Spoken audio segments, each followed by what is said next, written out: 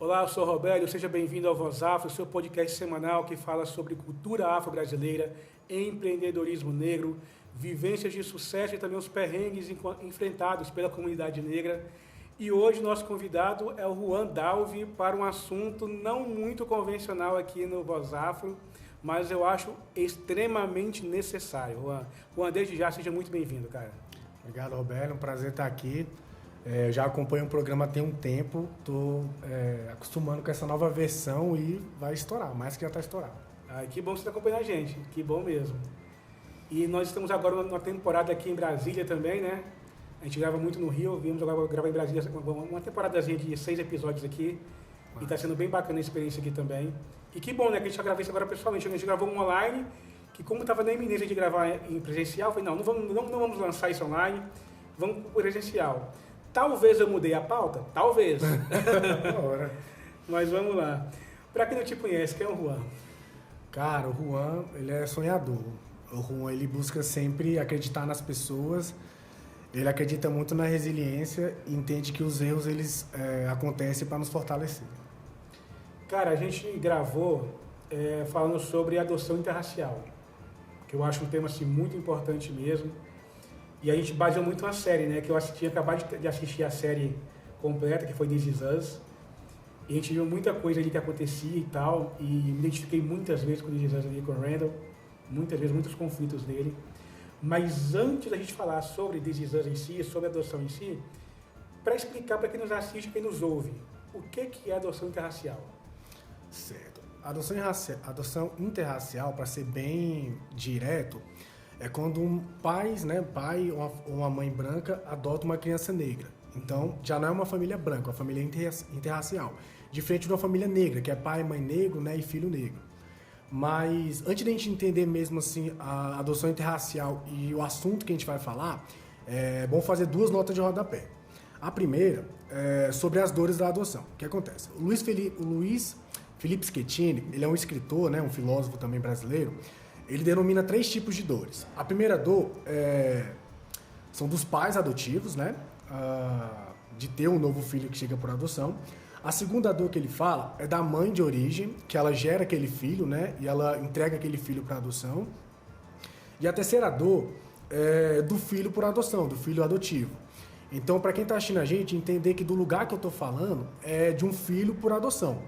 O outro rodapé que eu gosto de lembrar é que quem está falando aqui também é um objeto de discriminação. Por exemplo, fui adotado bebê por uma família branca, fui criança numa família branca, fui adolescente numa família branca e hoje eu sou adulto numa família branca. Então, a pessoa que está falando aqui não é a pessoa necessariamente que leu alguma coisa, que assistiu alguma coisa, é mais pela vivência também, pelas observações que a gente vai tendo ao longo da vida.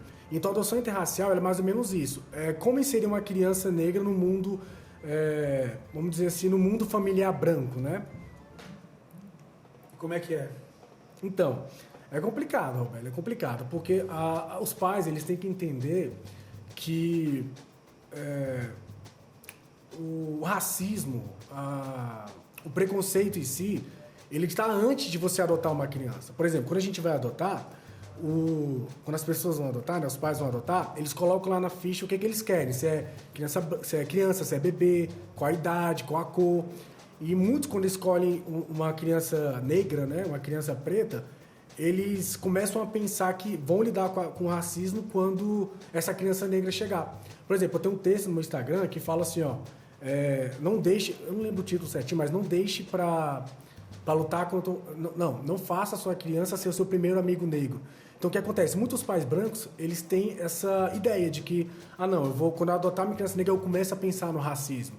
E é muito antes disso, né? A família interracial, ela é formada de ideias, ela é formada por família, por tios, por primos, por avós. Então, quando a criança ela é inserida nesse mundo, inserida nessa família, ela está inserida nesse mundo também. Então, quando eu falo que a família interracial, de uma forma bem geral, pai ou mãe branca que adota uma criança negra, é muito além disso, entendeu? É o que essa criança ela vai se enxergar nesse mundo. E aí, você falando sobre isso, a gente conversou bastante, né, um tempo atrás, sobre a série This Is Us, que mostra muito isso, e ali você via, quem não viu a série ainda assista, a série é sensacional, uma excelente série, This Is Us, tá em 2 streams, se eu não me engano. E vale muito a pena mesmo, assim, para quem não viu a série até hoje ainda. Mas soltando o spoiler, para quem não viu, paciência. Paciência. Tem uma questão ali, cara, porque você falou assim, não deixe que o seu filho negro seja o seu primeiro amigo negro. Que foi o que aconteceu com os Pearson, né? Exatamente. Aconteceu com eles ali. O Randall foi o primeiro amigo negro deles. Tanto que eles não conseguiam meio que responder os questionamentos dele, até na adolescência. Desde a infância, na verdade, né? Que ele via a diferença dele ali. E tem umas cenas ali que são muito, muito marcantes, quando o Jack vai ensinar a jogar golfe. É muito marcante aquilo. Sabe? Ele num clube com crianças brancas que não queriam brincar com ele por ele ser preto. E a gente via muito aquilo na série. Uma coisa que mais me chamou a atenção em This Is Us, que não foi romantizado nada. Sim, exatamente. Isso eu gostei muito, que assim, cara, mostrou na real que pode acontecer. Eu acho que na real acontece pior ainda. Ali você pode tentar assim, não romantizar, mas tentar não deixar tão doloroso assim quanto já é. Mas a gente viu muito aquilo, né? Então, assim, há um despreparo muito grande mesmo, né, Juan? Dessa questão assim da galera que quer adotar uma criança negra e acha que está fazendo isso uma caridade. Exatamente. Tem esse problema também, né? Tem, do Branco Salvador. Exatamente, essa palavra. Do Branco Salvador. Esse negócio do Branco Salvador, ele tem muito a ver com a questão de como o Brasil ele foi construído, né? Se a gente parar para pensar, o Brasil ele foi construído em cima do livro Casagrande Senzala, do Gilberto Freire, onde tem um capítulo 4, que ele fala do negro, ele destrincha toda uma característica do negro como se ele fosse um selvagem, como se ele fosse uma pessoa que estava lá isolada e a pessoa branca, o europeu, que foi lá, buscou ele e trouxe para o Brasil e teve toda essa dinâmica que a gente entende.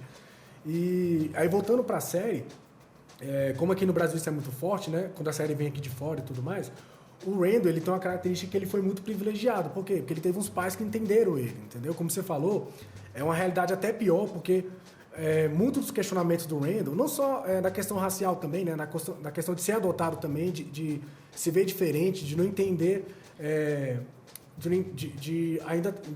como é que eu vou falar? De crescer não sabendo que sua mãe adotiva te gerou, entendeu? Ele teve os questionamentos desses. Sim, mas aí, desculpa te interromper, mas você falou agora assim, os pais não entenderam. Cara, eu não vejo dessa forma. Sim. Eu acho que em muitos momentos, tanto o Jack quanto esqueci o nome da mãe. A Rebeca, tanto o Jack quanto a Rebeca, eles se sentiam perdidos em relação ao Randall, que não sabiam o que responder para ele em muitos questionamentos. Sim. Então, não sei se vocês realmente entenderam. Tanto é que ele carrega cicatrizes da infância que vai descambar na fase dele adulta já e tal. Não só com a Rebeca, mas também com os irmãos também, né? Sim. Que tudo aquilo assim, cara, vocês não me entendiam mesmo. Então, será que eles realmente entenderam? Não, entendi o que você quis dizer. A questão quando eu falo que entenderam é que o Randall ele foi acolhido de certa maneira, entendeu?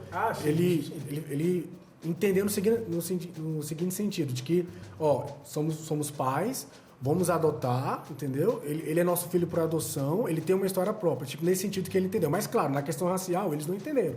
O exemplo claro foi o que você trouxe da questão do jogo de golfe, que depois eu vou voltar nele. Mas um dos episódios que eu acho muito forte é quando eles vão pro clube, né? Que o Randall ele tá numa área que só tem gente branca, né? Crianças brancas, ele não consegue se desenvolver, ele não consegue desenrolar. Aí tem uma parte que quando a mãe ela tá passando bronzeador neles, ele se olha e fala, mas será que ele precisa de bronzeador? E ele percebe isso. Tanto que ele fica meio assim, ele vai pro outro lado. Quando ele vai pro outro lado do clube, ele encontra tipo o lado segregado, né? Que só tinha famílias negras lá. Sim. Você lembra essa parte, né? Aí ele começa a conversar com a mulher. Então a Rebeca chega, começa a brigar com ele e tudo mais. Só que aquela mulher, ela foi muito importante para ele e pra Rebeca também, porque ela ensinou, o filho dele tem que ser assim, tem a parte do cabelo dele, tem a parte do creme, tem que passar assim. Então, ou seja, essa questão de não entender, tem várias, né?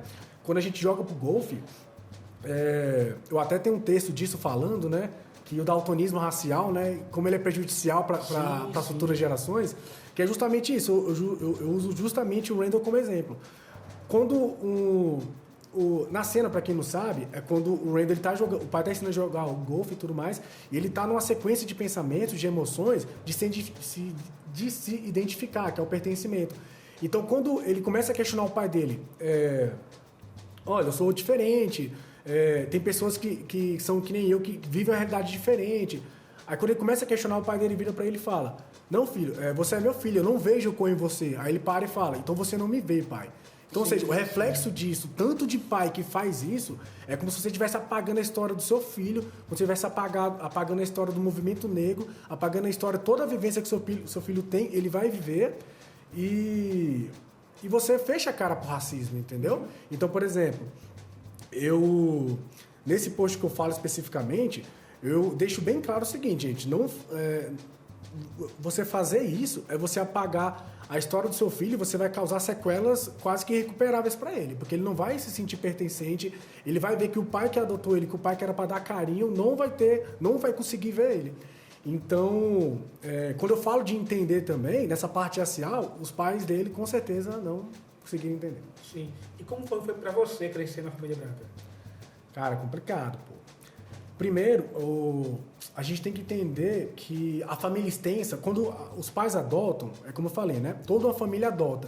Então, por exemplo, eu tenho uma vivência diferente. É bom lembrar também para quem está assistindo a gente que as pessoas adotivas, elas têm várias histórias, elas têm várias narrativas. A minha narrativa, por exemplo, é diferente, porque além de ter sido adotado por uma família branca, né?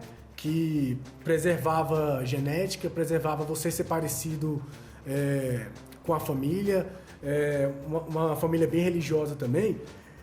Eu cresci...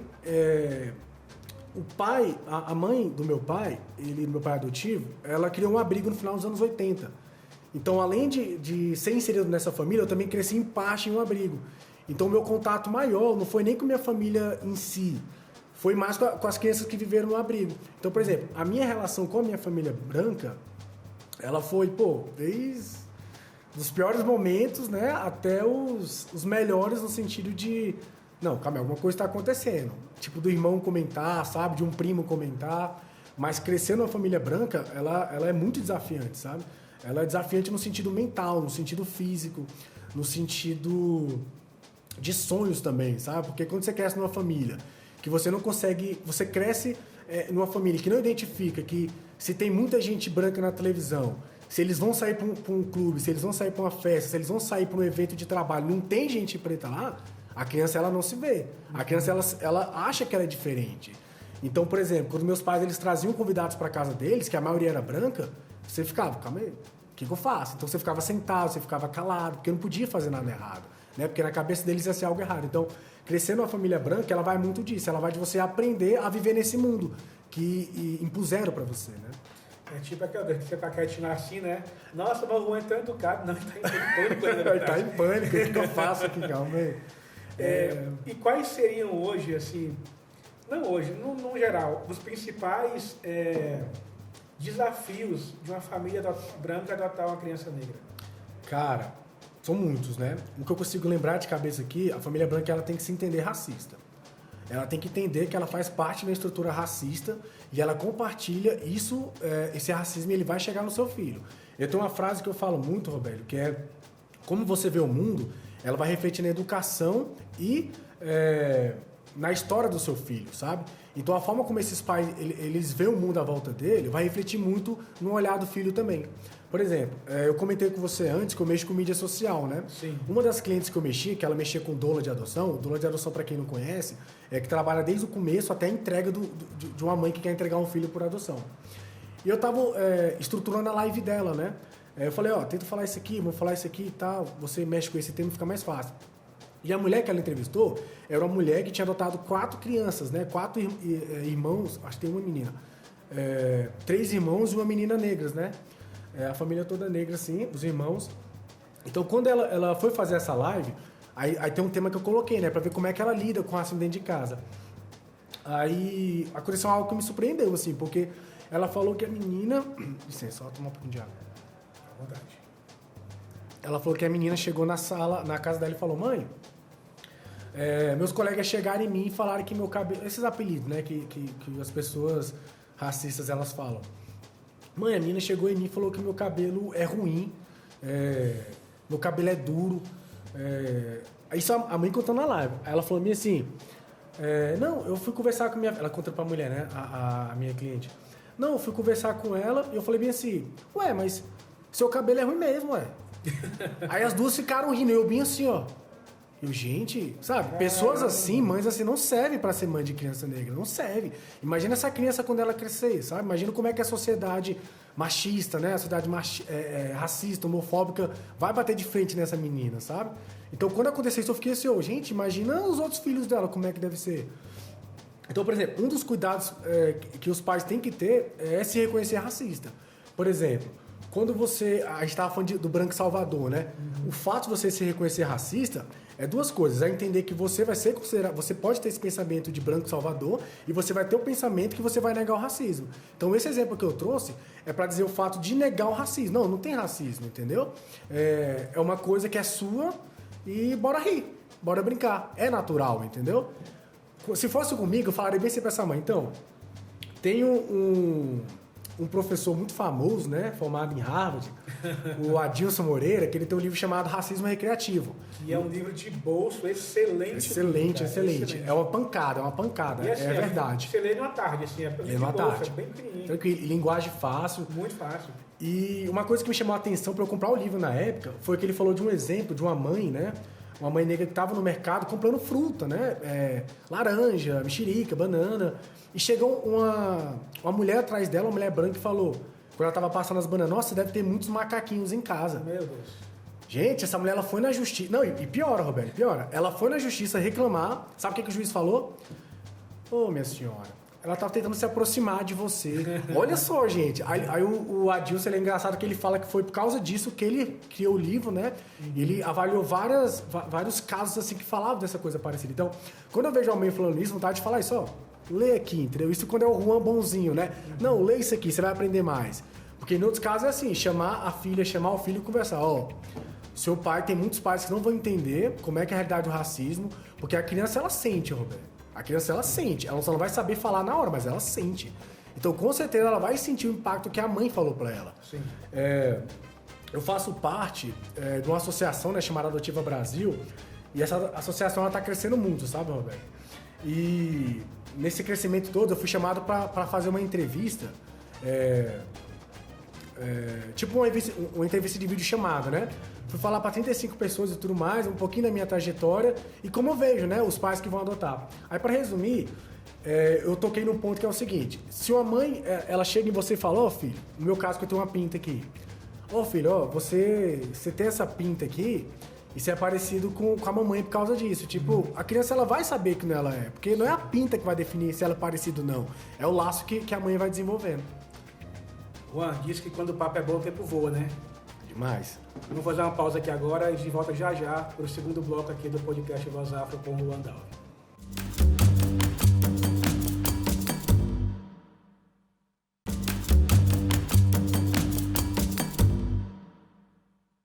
Estamos de volta para o segundo bloco aqui do podcast Voz Afro, conversando hoje sobre adoção interracial com o Juan Dalvi. Juan, você falava com a gente no primeiro bloco que você faz parte de uma associação voltada para a adoção interracial, né? Fala um pouquinho mais sobre essa associação. A Adotiva Brasil, né, você colocando lá no Instagram, Adotiva Brasil, ela é a primeira associação formada apenas por pessoas adotivas. Quando a gente fala de adoção, Robert, normalmente são os pais. O foco é sempre para os pais que vão adotar as crianças. Só que ninguém nunca parou para pensar que uma criança, ela também precisa de família, entendeu? Então não é aquela coisa assim, criança tal. Não, é uma criança que precisa de família. Então a Adotiva Brasil, né, que é formada por psiquiatras, psicólogos, jornalistas, né, escritores, ativistas também, ela surgiu como um grito mesmo de socorro, né? Porque, por exemplo, eu não vou falar a minha idade assim para não me entregar, né? Mas eu tenho uma idade assim um pouquinho a mais. É engraçado que a galera que vem aqui não gosta de falar de idade, cara. Eita, pô. Eu tenho uma idade um pouquinho a mais, então eu sei que essa minha geração da minha idade tem muita coisa que eles passam que começou na infância, começou na adolescência. Sim. E se tivesse uma associação desse jeito para explicar, por exemplo, explicar sobre entrega legal, explicar sobre o DNA, explicar que você tem direito de saber as suas origens, de saber quem foram seus pais biológicos. Você pode não querer conhecer. Você pode falar, tá, eu tenho esse direito, mas eu não quero. Ótimo. Mas você saber que você tem esse direito, entendeu? Porque quando a gente vê na mídia, é assim, você não pode... Você vê aqueles casos de mães que deixam crianças... Mães e pais, né? Que deixam crianças no lixo, deixam crianças no bombeiro. Então aquelas pessoas, elas são julgadas, entendeu? Sendo que a maioria delas fazem isso, né, dos pais, das mães, porque elas não têm um apoio, elas não têm uma informação que fala que a entrega legal, ela tá na lei, ela pode, e você não pode ser recriminada por causa disso, entendeu? Então a associação, ela vem muito disso, a gente fala para quebrar esses alicerces, né, que impuseram nas crianças adotivas, nas pessoas adotivas, de não poder falar, de não poder se expressar. Por exemplo, Roberto, você conhece uma pessoa adotada, eu tenho certeza que você conhece, só que ela não tem ainda vou falar na linguagem aqui que eu gosto, a ginga de poder falar disso, entendeu? De poder se manifestar. Não, eu sou uma criança que foi adotada, que ela fica sem graça, sabe? O que eu conheço fala abertamente, e foi até engraçado, que a gente estava conversando há muito tempo atrás, foi um grande amigo meu. Eu falei um tempo atrás sobre adoção e tal, essa coisa assim, eu sou adotado. Eu falei, hã? Chega a dar um impacto assim. Eu assustei porque ele é a cara do pai adotivo dele. Ele é muito parecido, Ninguém fala que ele é adotado assim, porque normalmente não parecem, né? Mas assim, é um cara negro adotado por família negra. Sim, já é uma diferença também. É uma diferença. Isso é muito comum nos Estados Unidos. Na década de 60, teve um movimento, acoplado com o movimento de direitos civis, que era de famílias negras adotar famílias negras, ou adotar crianças negras. Por quê? Porque a gente tem que entender que o Brasil, assim como os Estados Unidos, ele faz parte de um sistema capitalista que foi feito para separar famílias negras, entendeu? Então, por exemplo, o pai ou a mãe não tem um trabalho digno para sustentar, tem que ralar, sei lá, praticamente 24 horas por dia, né, para ter um salário que não dá nem para comprar uma comida. Exatamente. Então, por exemplo, o fato de famílias negras que têm condições melhores, né, visto todo esse contexto que eu falei, de adotar também crianças negras, até para se identificar melhor. Quando você falou desse exemplo, já fui me questionando, mas será que ele é uma criança branca ou é uma criança negra? Será que ele foi adotado para uma família branca ou para uma família negra? Por quê? Porque eu tenho uma discussão dentro da associação mesmo, eu faço os questionamentos, entendeu? Eu falo as coisas que me incomodam, eu vou em cima também, porque não é só porque você faz parte de uma associação que fala de uma coisa que você gosta, que o racismo não tá lá, que o preconceito não tá lá, entendeu? Uma das coisas que eu falo é o seguinte, não é que é mais fácil, não vou também desmerecer a dor dos outros, mas, por exemplo, quando você é uma criança branca que está numa família branca, nem todo mundo chega para falar assim, você é adotado. Não, você não parece que é adotado, entendeu? Diferente de uma família branca com uma criança negra, a pessoa sabe que ela é adotada. Sim. Ou faz uma piadinha, é outro pai, né? É outra mãe, né? Eu cansei de ouvir isso, sabe? Então, por exemplo, é mais fácil essa identificação, mas também as dores são as mesmas, né? A dor de se reconhecer também é a mesma.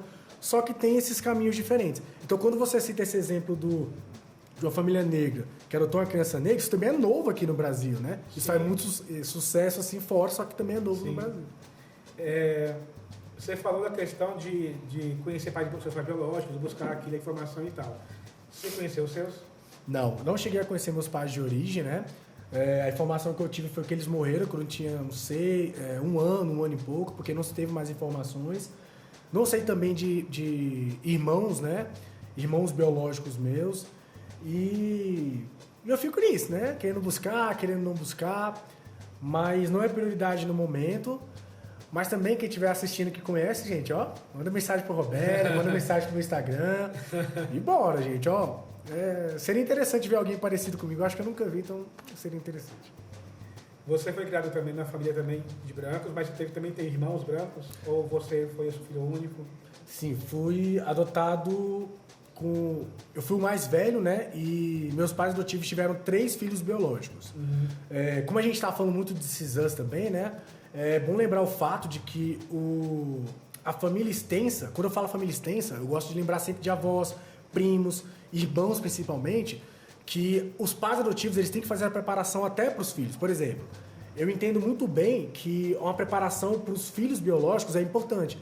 Então, um filho por adoção, quando ele cresce numa família majoritariamente biológica, ele tem que entender que ele faz parte disso também, e os irmãos eles têm que entender que aquela criança, ela faz parte de um outro contexto de vida, que ele veio de uma forma diferente. Ele não veio da cegonha, tá, gente? Bora acabar com esse papinho que veio da cegonha também, que também é estranho. A cegonha não entrega a criança não, gente.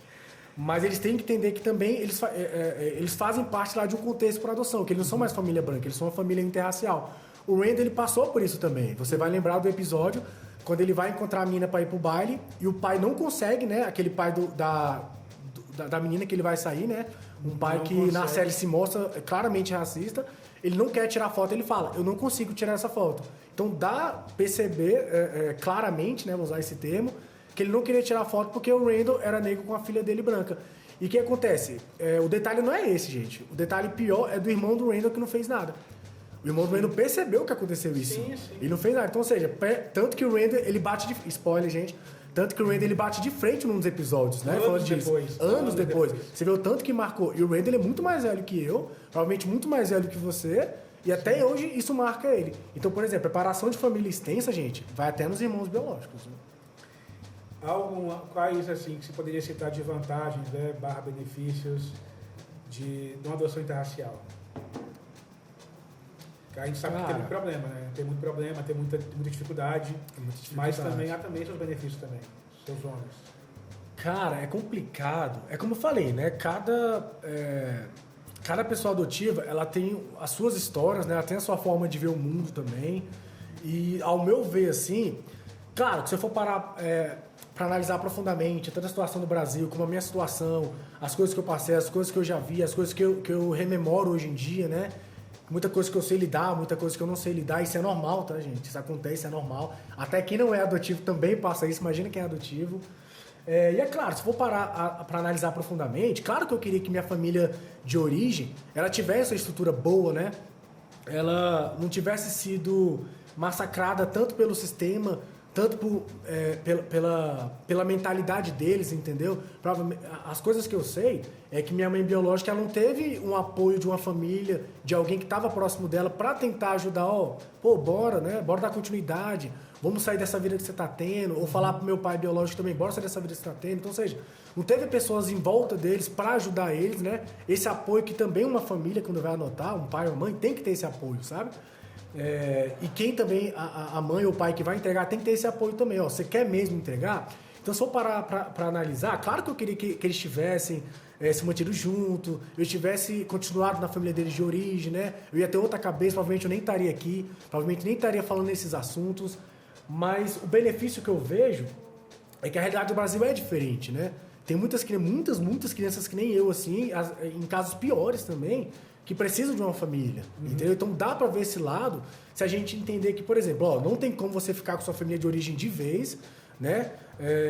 E o melhor pra você agora é uma outra família que possa te acolher melhor. Claro que pra outra família te acolher melhor é o que eu tô falando, mas também é um apoio psicológico, é uma consulta, é um acompanhamento, é um acompanhamento até com o filho também. Então, ou seja, se eu for falar assim, tem esse benefício que tem muitas crianças que precisam de família, né?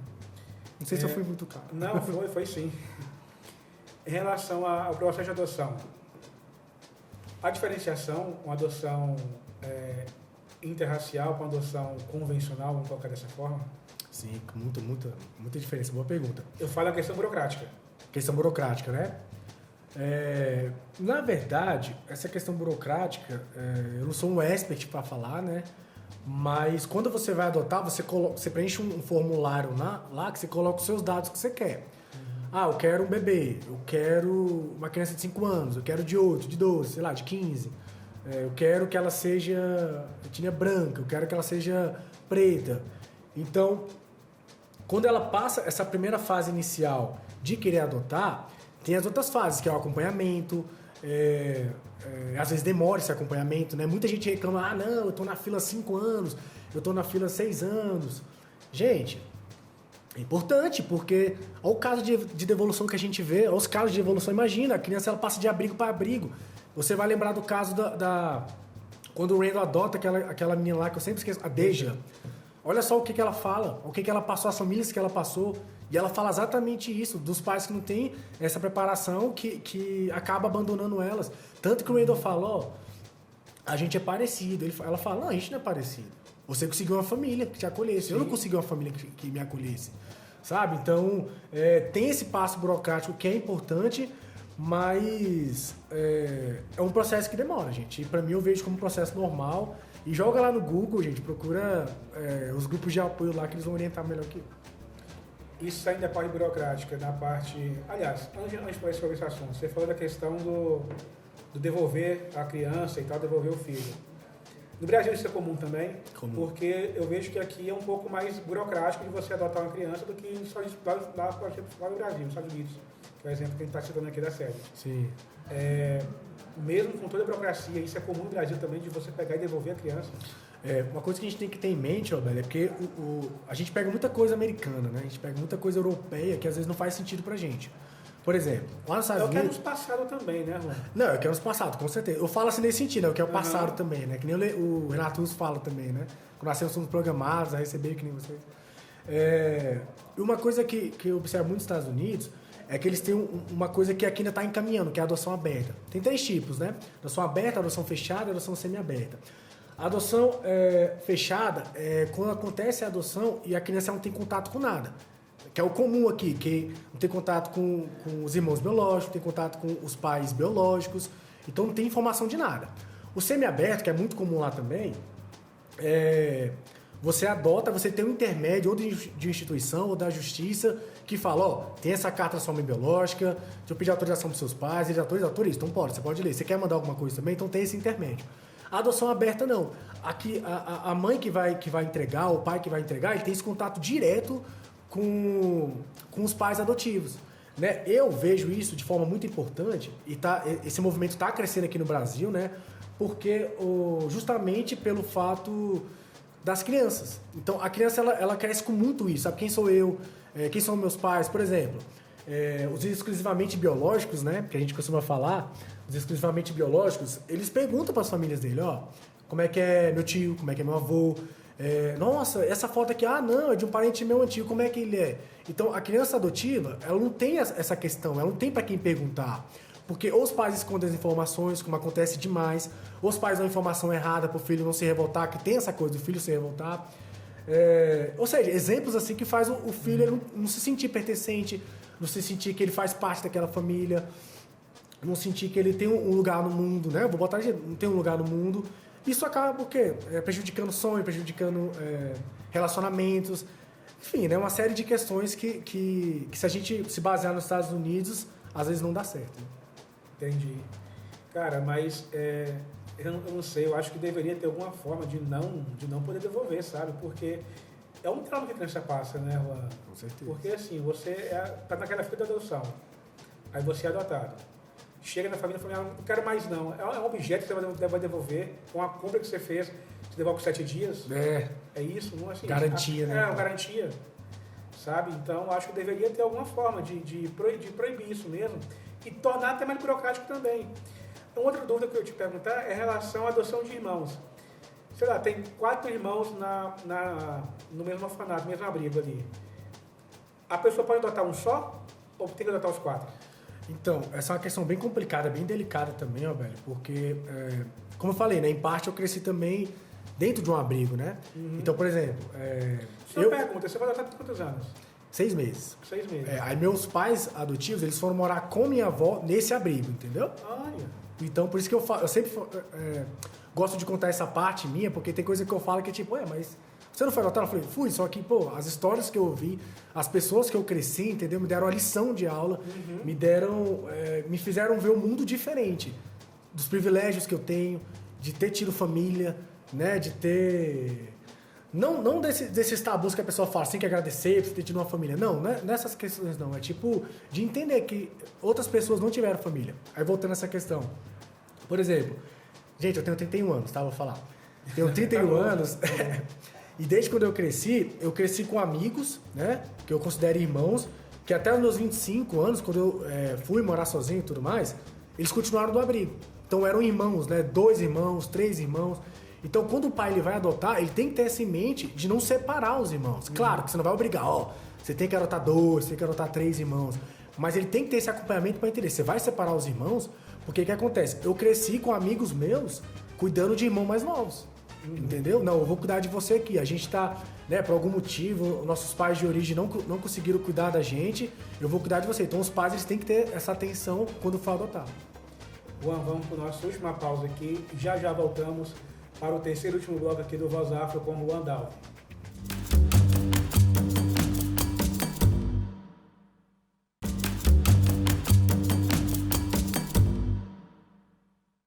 Estamos de volta para o último bloco do Voz Afro, gravando aqui hoje com o Juan Dalvi, falando sobre adoção interracial. E, Juan, Chegamos no último bloco, cara, o papo voou. Meu Deus do céu, passou muito rápido. E aí uma pergunta que eu te fazer é o seguinte, tem alguma forma das famílias, quando vão adotar, se prepararem psicologicamente, financeiramente, e também preparar também para que a criança, ela não fuja das suas origens? Vou dar um exemplo. O Bruno Gagliasso e a Giovana lá, eles têm dois filhos negros, né? São dois ou três? Acho que são dois. Mas são dois. E há tempo atrás saiu uma reportagem sobre eles, falando que a menina estava tentando reconectar com suas origens, com a sua cultura e tal. É interessante que a família se prepare para isso também, para caso, por exemplo, você um dia queira... Agora fazer adulto é mais fácil, porque você está muito independente, você se sustenta e tal. Mas na adolescência, por exemplo, que é uma fase de muita curiosidade mesmo da pessoa, né? Ela querer se reconectar com suas origens. É importante a família também estar preparada para isso? Sim, é importantíssimo. O que acontece, Roberto? Tem muita mãe, tem muito pai que eles ficam com medo dessa fase, né? Porque é como se o filho ele não se importasse com o amor, com o lar, né? Com todas essas questões que uma família tem que ter. Eu gosto sempre de falar o seguinte, que, gente, na internet você pode encontrar muita coisa, sabe? Mas um dos principais sites de busca que você pode procurar para saber mais são os grupos de adoção. Né? A gente sabe que a Angaad, ela é um dos grupos de adoção mais famosos do Brasil, né? Ela tem o grande Paulo Sérgio, né? Um homem negro, retinto, que tem muita história para contar, né? Falando aqui agora, gente, ó, Paulo Sérgio, procura aí na internet, que o cara é foda. Desculpa falar essa palavra, o cara é muito bom. E... Falou francês. E os grupos de apoio são muito importantes para isso, né? Porque eles dão essa direção para os pais que querem adotar. Uhum. Mas além dos grupos de apoio, pesquisar mais ainda filhos que foram adotados, o que eles sentem, entendeu? Por que eles fazem essa busca, por que eles têm esses pensamentos, né? Porque isso são questões que você vai levar para o seu acompanhamento psicológico. Uhum. Que esse acompanhamento psicológico, ele é direcionado pelos grupos de adoção. Se você vai adotar, melhor você fazer esse acompanhamento com esse especialista, que ele vai te orientar nesse caso específico que você é. Então, ou seja, grupo de adoção, apoio psicológico e o mais importante também, escutar filhos adotivos. Aqui, por exemplo, é um espaço bom, entendeu? Sim. Podcast também, sem ser vídeo, né? Só voz também é um espaço bom também. E o nosso também, tem voz também, né? Tá lá no Spotify, Deezer, Anchor, Amazon Music, Apple, Google, tá todo lugar. É fácil de achar voz afro lá. Mas há uma outra questão também em relação a um certo preconceito, não sei se hoje é preconceito, mas talvez despreparo da família de base também para uma adoção. Por exemplo, suponhamos que você é um filho não adotivo, né, biológico, uma família, você é um homem branco, família inteira branca, de repente você resolve adotar uma criança negra. Também precisa haver também um preparo também de toda a sua família de base, né? Seus irmãos, seus pais, todo mundo ali também tem que estar preparado para isso também. Até mesmo porque para a criança não crescer num ambiente hostil, né? Tipo assim, na minha casa, de boa. Na casa do meu tio é um ambiente hostil para mim. Eu não gosto de ir lá por conta, porque lá meus primos falam que eu sou adotado. Isso para mim me fere. Precisa disso também, né? Com certeza. Dá até para ligar a sua última pergunta da Giovana Eubank também. Ela teve essa preparação, de preparar até a família extensa dela, porque ela sabe como é que é difícil lidar com o racismo, sabe? Sim. Eu tava acompanhando, eu não acompanho muito eles, né? De vez em quando eu acompanho. E até essa questão de reconectar faz parte disso, dela entender que faz parte desse processo, sabe? Aí voltando a essa questão, a gente pode citar o exemplo do Randall também. Você vai lembrar do episódio que a avó dele vai pra lá, sempre quando a avó dele ia pra lá, o que ele fazia? Dava uma bola de basquete. Dava bola de basquete. Tem hora que ele se questiona. Mas ela já me deu 3 bolas de basquete. Por quê? Porque na mentalidade dela, pessoas negras... É o cara da NBA. É o cara da NBA, é o Michael Jordan, é o LeBron James, entendeu? Então, ele ficava sentindo isso. Tanto que no final, ele ficou mexido. Ele não ficava perto dela. Aí no final, quando a avó dele percebe, ela fala... Filho, você é especial. Ele fala, ainda bem que você percebeu. E ele vai embora. Tipo, vai embora assim, né? Vai pro quarto dele assim. Então, tem que ter essa preparação também. Porque o que acontece? É que nem você falou, você se sente bem no lugar, só que você vai para outro lugar e a pessoa ela te recrimina, a pessoa ela te trata mal, entendeu? Isso acontece demais. Eu não vou falar que parcialmente, totalmente culpa dos pais que vão adotar, mas eles têm que prestar atenção nisso também, né? Um pai branco, uma mãe branca que vai adotar uma criança negra, ela tem que entender que ela é família interracial e o racismo vai bater de frente. Se você não souber explicar, nem conversar pro seu filho, ou fazer o mínimo, que é estar lá por ele, Você não vai ter conectividade nem conexão com o seu filho. E existe também, assim, grupos de apoio também, voltado para isso, voltado assim, para famílias brancas que querem adotar crianças negras? Existe. A Adotiva Brasil, ela tem um grupo de apoio também para as crianças que vão adotar. Eu estava até encabeçando esse projeto também, só que a gente deu uma pausa, até pelo visto da pandemia, estava bem na metade da pandemia também. Aí deu essa pausa. Mas sim, se vocês procurarem, gente, tem só você colocar no Google lá.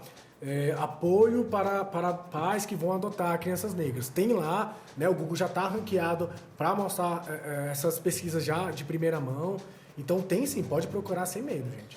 E falando ainda um pouco de This Is Us, você citou o exemplo da Deja lá, que o Randall adota uma adolescente, né, uma pré-adolescente. E no Brasil as pessoas querem adotar crianças. Sempre crianças, porque acham que a criança é mais fácil de educar do meu jeito. Mas, ao mesmo tempo, ficam muitos pré-adolescentes, adolescentes vão crescer no abrigo o tempo inteiro, não vão sair dali só na fase adulta. Porque as pessoas não adotam, né? Exatamente. Qual o conselho que você dá para essas pessoas, cara, que pretendem um dia adotar uma criança, pré-adolescente, mas que tem medo, na verdade, de fazer isso? Porque já vem já com vou dizer o caráter formado, mas já vem já com a pré-educação, digamos assim. Sim. Uma pré-criação já, e todos os traumas que vem trazendo também desde a infância e tal. Esse assunto também é bem complexo, porque os pais, eles têm que entender essa diferença do filho imaginário e do filho real. Uhum. Né? Quando os pais vão adotar, eles imaginam o tipo de filho que eles querem. Só que eles não entendem que o filho é real. Né? O filho, ele faz parte de um processo, né? Os pais têm que entender que o filho, ele não vai ser filho para sempre, ele é uma pessoa. O filho adotivo, ele é uma pessoa, ele tem a biografia, ele tem direito à biografia dele. Então esses pais que pensam que adotando um bebezinho, ele não vai ter uma história, ele vai ser mais fácil, eles estão se enganando, gente. A gente sabe que quando uma mãe ela engravida, ela dos 9 meses, ela sente várias emoções. Claro que eu não vou falar isso com propriedade, né? Eu falo pelo que eu escuto. Ela sente várias emoções, várias coisas que ficam dentro dela, que isso reflete para a criança, sabe? E, então quem adota e acha que não vai, isso vai ser mais fácil, completamente está errado, né? Está errado completamente, eu até falei ao contrário. E a dica que eu dou para adotar adolescentes, né, criança mais velha, é procurar um apoio psicológico, gente. É entender que uma criança de 8 anos é diferente de uma criança de 10, de uma criança de 12, de uma criança de 15. São as vivências diferentes. A Deja é um exemplo desse. Se você adota uma criança que já passou por 2 abrigos, cara, você vê no olhar da criança, sabe? Eu cresci com um menino, né? O Bruno, que eu sempre via assim, ó, o Bruno e o Caio. Eles iam e voltavam toda vez. E toda vez mais desanimado. E o Bruno, ele tinha irmão. O Caio, ele não tinha irmão. O Caio, ele foi adotado depois de voltar 3 vezes. Nossa. Se você estiver me escutando, Caio, se for 3 vezes ou 2, eu não sei, mas já foi 3 vezes. Ele foi adotado depois de 3 vezes. Eu só fui ver ele depois de muitos anos. Acho que tem um ano que eu vi ele assim andando na rua lá perto de casa. Mas é essa preparação, esse apoio psicológico, entender que adotar bebê, adotar criança de 10 anos, adotar adolescente são coisas completamente diferentes. E sem contar também que tem outra questão de que o adolescente, como ele já está um pouco mais entendido das coisas, até o pré-adolescente, vem aquela sensação de abandono, né? Você mesmo adotado criança, bebezinho, você sentiu isso alguma vez? Esse sentimento demais, de abandono? Demais. A sensação de abandono, Roberto, ela vem de você, dos pais, né? Uhum. Dos pais não darem confiança pro filho, dele, várias outras questões que a gente já abordou aqui, e também no fato deles não darem espaço para a criança falar. Por exemplo, os exclusivamente biológicos, eles podem falar dos sentimentos dele, da raiva que ele tem, sei lá, de um tio, de um avô. Mas se um filho adotivo ele fala, ele é recriminado. Ué, mas eles te adotaram pelo menos, você tem uma família pelo menos. Então isso desencadeia um processo mental que é aquela... Da idade, né? Da idade, exatamente, que ela não se sente parte daquilo. Então, por exemplo, essa bagagem que ela carrega, essa sensação de abandono que ela carrega vai muito disso também. Então, eu posso ter sido adotado bebê, só que a sensação de abandono, ela vai percorrer a gente o tempo todo, porque a gente tem um luto de entender que a gente não foi... a nossa mãe biológica, ela não gerou a gente não teve uma família de origem, sabe? Cadê meus irmãos? O que aconteceu com meus pais de origem, entendeu? Muitas crianças adotivas se perguntam isso também. Então, por exemplo, quando a gente tem isso na cabeça de que o abandono ele vai se apagar com o tempo, ou é muito apoio psicológico, mas no geral ele não vai embora, sabe? Ele fica com a gente justamente porque a gente tem questionamentos, a gente tem perguntas, entendeu? Então, se uma família não abre espaço pra gente perguntar, acaba, né, prolongando pra vida toda, eu acho. E qual é o procedimento hoje, assim, para a pessoa que quer adotar? Então, nessa parte eu não sou muito expert, né? Vou falar o básico que eu sei, que é procurar as principais varas, né? As varas da sua cidade, procurar na internet também, eles estão sempre com os infográficos, né? Com os cartões explicando como é que faz, todo o procedimento. E eu foco sempre de procurar os grupos de adoção, gente. Os pais têm que procurar os grupos de adoção para saber o caminho. Porque, por exemplo, você vê muita notícia de grupo de adoção mesmo, a mãe ela tá em dúvida se vai querer a criança ou não. Aí a pessoa ela manda mensagem no privado, não, vamos conversar aqui, vamos preparar essa criança para mim, eu pago as coisas dela. Gente, isso não é Estados Unidos não, isso é Brasil. Isso é crime, a adoção brasileira é crime. Muitas pessoas da minha geração, elas passaram por adoção brasileira, de não ter o registro formal e a mãe e o pai levar e registrar. E tá tudo bem, sabe? Claro que isso era tão comum, não vou desmerecer nem falar que é bom, mas isso era muito comum naquela época, entendeu? Porque não tinha lei, o ECA ele foi surgir depois. Então, o conselho que eu sempre dou, gente, procurar os grupos de adoção e lá que eles vão ajudar vocês. Mas esse grupo de adoção vai ajudar tanto na adoção interracial quanto na adoção comum? Sim, os dois. A adoção no modo geral também. Entendi. Juan, e aqui uma pergunta mais pessoal, né? Aquele clichêzinho que a gente faz com todo mundo aqui e tal. Como é que você se imagina daqui a 5 anos, Cara, o seu futuro? eu imagino... Só mais uma pergunta, vou complementar. Pensa em adotar também? Cara, essa questão é complicada, mas eu penso sim. Não vou nem me estender nesse assunto não, porque é questão complicada, mas eu penso sim em adotar. Mas como é que eu me vejo, cara?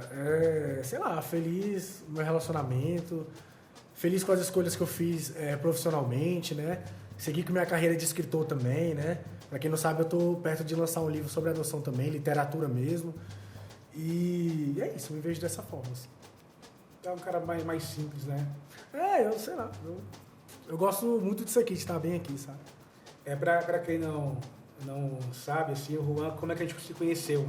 Eita. A gente estava postando no nosso Instagram, né, do podcast do Voz Afro, e o Juan mandou uma mensagem pra gente assim, fala sobre adoção interracial. A gente não sabia com quem conversar a respeito, ele não fala comigo mesmo. Fala comigo mesmo. Aquele, né, pô? Fala da adoção racial, fala comigo mesmo. Comigo mesmo, a gente marcou de fazer isso. Fizemos online, depois agora presencial também. Outra pergunta que a gente pode fazer também, voltando um pouco lá pro This Is Us. A gente tem uma cena ali, eu acho muito, muito legal, que o Randall, ele tá, já da fase adulta, ele começa a fazer uma terapia em grupo, acaba sendo terapia em grupo, né? Naquele carro público lá, com outras pessoas adotadas também. E aquilo eu acho que de alguma forma ajuda ele de alguma forma e tal, a se entender também. Existem também muitos dessas terapias de grupo para pessoas adotadas também aqui no Brasil? Existe demais. O caso do Randall é até bom, né? A gente que é mais antigo, a gente gosta desse presencial, né? De falar assim perto. Sim, isso ajuda muito. Mas hoje em dia tem muito grupo de WhatsApp, né? Grupo de Telegram também. Uhum. Eu faço parte de alguns também. Então sempre que está adicionando pessoas lá, né? 50 pessoas que foram adotadas, eles estão sempre compartilhando as histórias deles, estão sempre contando as dores que ele tem. E existe demais. Tanto presencial eu não posso falar com certeza, né? Mas no mundo digital, assim, o WhatsApp, o Telegram sempre tem. Maravilha. E é bom que as pessoas pesquisem mesmo, né, cara? Porque eu acho que tem muita gente desassistida sobre isso, assim, em relação a isso. Coisa sobre o abrigo, uma sua curiosidade aqui. Você comentou que os seus pais biológicos, seus pais adotivos, mudaram com sua avó para o abrigo. Sim. Como é que isso funciona? Porque a imagem que a gente tem de fora é que o abrigo é só aquela casa com vários quartos onde moram as pessoas que a gente está para adoção. Como é que funciona isso? Cara, o abrigo, pô, é o mundo. É o mundo, Roberto. É o mundo. Eu descobri isso aos meus 5 anos de idade, quando eu saí da casa dos meus pais e olhei assim, aquele tanto de criança correndo, tanto de gente adolescente correndo assim, é um mundo. O que acontece? Minha falecida avó, né, quando ela montou esse abrigo na década de 80, foi justamente esse sonho que ela tinha, né, de perceber o tanto de criança que precisava de um lugar para ficar, né, de observar as crianças na rua e de colocar eles num lugar para cuidar, né, para ensinar. A minha avó ela era muito de todo domingo tinha uma missa, né, tinha comida lá disponível. tinha conversa, então quem precisava de conversa ia lá conversar com ela, tinha, esqueci o termo agora específico que a gente usa, mas tinha, sem ser ela específica, tinha sei lá, as pessoas que chegaram lá criança e ficam lá 40, 50 anos, que também conversam sobre isso, sabe? Então, quando eu fui pra lá, até meus pais tiveram que se adaptar também a essa questão do abrigo, porque era gigante lá. E é um mundo, velho, é um mundo. Aqui em Brasília mesmo? Em Brasília mesmo. Cara, interessante, eu não sabia que poderia fazer isso. Hoje já não é mais um abrigo do jeito que era quando eu cresci, né? Porque depois que minha avó faleceu, né, muita coisa mudou lá. Até a área mesmo, né? Muita gente cresceu até os 18 anos, foi embora também, formou família, casou, né? Meus próprios pais também já estão saindo de lá também. E mudou, mas começou como um abrigo mesmo. É o mundo. Juan, estamos chegando ao final desse episódio, passou rápido pra caramba. Você viu o que eu falo, né, Alberto? Se deixar eu falo. Foi muito bom, cara, muito bom. Obrigado mesmo por ter aceito nosso convite de novo, né? De novo, sempre. Gravamos no online, agora no presencial também. Agradeço muito mesmo. E deixa uma mensagem para quem está nos assistindo aqui, que está nos ouvindo também em relação à adoção, encorajando as pessoas a adotarem. Gente, primeiro agradecer o convite, né? Eu já falei aqui com o Berlio, se deixar eu falo mais, eu sou fã desse podcast aqui, desse novo formato que ele está se estendendo aqui. Espero ter contribuído de alguma forma, tanto com o seu caminho pessoal, sua jornada pessoal, né? Quanto alguns insights que os pais eles tenham, né? Qualquer coisa pode mandar mensagem ali, eu estou disponível, né? Crianças negras que também estão passando por algum momento assim, desejam conversar, pode mandar mensagem também. Estou lá disponível, às vezes não respondo na hora, mas estou disponível também. E a mensagem final é isso, gente. Adotar tá no seu cotidiano, adotar tá no seu respirar. O seu amigo não é seu amigo se você não adotar ele é seu amigo. Seu filho não é seu filho se você não adotar ele como seu filho. O mundo não vai melhorar se você não adotar uma nova linguagem antirracista, né? Antimachista, anti qualquer forma de preconceito. Então adotar, ela tá no respirar. Vamos lembrar disso. É isso, recado dado. Para você que nos acompanha até aqui, nosso muito obrigado e até a próxima semana. Até mais.